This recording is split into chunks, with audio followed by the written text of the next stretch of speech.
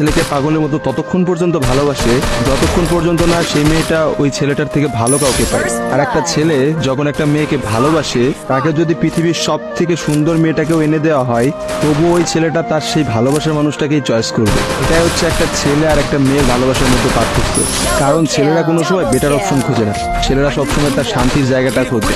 আর একটা ছেলে একটা মেয়েকে যতটা ভালোবাসতে পারে, একটা মেয়ে তার এক গুণও ভালোবাসতে পারে না। ছেলেদের ভালোবাসাটা ভয়ঙ্কর রকমের সুন্দর হয়, কারণ একটা ছেলে যখন একটা মেয়েকে মন থেকে ভালোবাসে, সেই মেয়েটার থেকে ভালো কোনো অপশন সে কখনো মাথার মধ্যে চিন্তাই করে না। ছেলেদের ভালোবাসার সাথে কারোর ভালোবাসার তুলনা করা যায় না। ছেলেরা তাদের ভালোবাসার মানুষটাকে যেমন অন্য কারোর সাথে সহ্য করতে পারে না, ঠিক তেমনই একটা ছেলে কখনোই তার ভালোবাসার মানুষটাকে রেখে অন্য কোনো মানুষের পিছনে কখনো ঘুরঘুর করে না। ছেলেরা কখনো কোনো বেটার অপশন বা কোনো সুন্দরী মেয়ে দেখলে তার গার্লফ্রেন্ডকে ভুলে যেতে পারে না।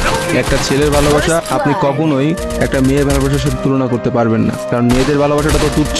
তারা একটু ভালো অপশন পাইলে, তারা একটু ভালো কাউকে পাইলে, বাইরে যেখানে দেখবে যে টাকা পয়সা আছে এমন কোনো জায়গা পেলে মেয়েরা সেখানেই ছুটে। তারা তাদের ভালোবাসার সম্পর্কটাকে ভুলে যেতে কোনো সময়ই নেয় না। একটা মেয়ে যত সহজে একটা ভালোবাসার সম্পর্ক ভুলে যায়, একটা ছেলে কিন্তু অত সহজে তার ভালোবাসার সম্পর্কটাকে ভুলতে পারে না। আপনি একটা জিনিস খেয়াল করে দেখেন তো, রাস্তার মোড়ে মোড়ে কতগুলা পাগল ঘুরে বেড়ায়। যে পাগলগুলোর মধ্যে ছেলেরা বেশি না মেয়েরা বেশি?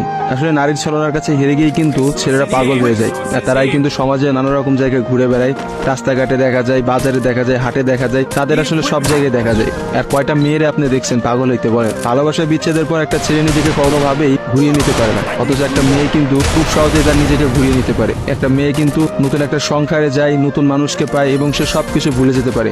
আসলে ভাই, নারীদের ছলনা বোঝার ক্ষমতা না ছেলেদের এখনো হয় নাই। একটা কথা আছে, ইতিহাস কিন্তু সাক্ষী যে নারীরা কিন্তু চরম ছলনাময়ী। আপনি কখনোই একটা নারীর ছলনা ধরতে পারবেন না। একটা ছেলে কখনোই একটা নারীর ছলনা বুঝতে পারে না। একটা নারী আসলে কি করতেছে বা তার মধ্যে কি চলতেছে, এটা কখনোই তার মুখ দেখে বা তার সাথে মিশে আপনি বুঝতে পারবেন না। অথচ একটা ছেলে, সে কিন্তু কখনো ছলনা করে না। ছেলেদের মানুষের মধ্যে কিন্তু কখনো কোনো ছলনা থাকে না। তারা কিন্তু নিঃস্বার্থভাবে তার প্রিয় মানুষকে ভালোবেসে যায়। দিন শেষে দেখা যায় যে প্রত্যেকটা ছেলেই কিন্তু মেয়েদের কাছে ঠকে যায়। দেখা যায় তার ভালোবাসার মানুষটা কিন্তু একটা সময় বলে, তোমার থেকে ওই ছেলেটা অনেক ভালো, তোমার থেকে ওই ছেলেটা অনেক বেশি টাকা পয়সা আছে, বা তোমার থেকে ওই ছেলেটা অনেক বেশি ভালো অবস্থানে আছে।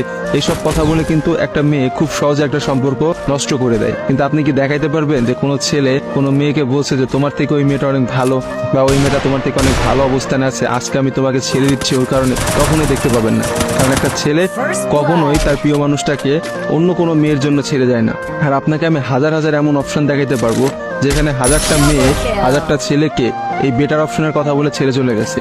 মেয়েরা ভাই বড়ই স্বার্থপর হয়, ওরা যেখানে একটু স্বার্থ খুঁজে পায় সেখানেই চলে যায়। কিন্তু আমি দিন শেষে একটা কথা বলতে চাই, কোনো মানুষকে ঠকিয়ে কেউ কোনোদিনও সুখী হতে পারে না। কারণ যারা ঠকায় তাদের বিচার কিন্তু আল্লাহ ঠিকই করবে, আজকে না